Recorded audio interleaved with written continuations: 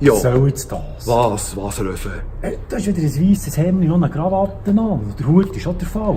Ich habe doch nie eine Krawatte an, Röfe. Ja. Und ich bin halt mal da, wie ich bin, gell? Aber wir drehen hier ein Werbevideo. Was für ein Werbevideo? Wir wollen doch Publikum mobilisieren. Was sollst du jetzt hier für Publikum mobilisieren? Wir sind doch im März im Kulturbistro und im Lieblings in Bern. Ja, was gibt's denn dort?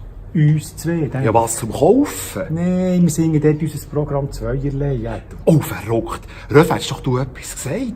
das habe ich doch jetzt gerade gesagt. Ja, weißt du was? Dann muss ich mega umziehen und dann drehen wir alles noch einmal.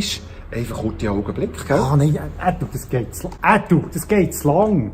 Ja, also, wir sind am 22. März im Lieblings und vorher am 15. März sind wir im Kulturbistro. Wir sehen uns bis dann.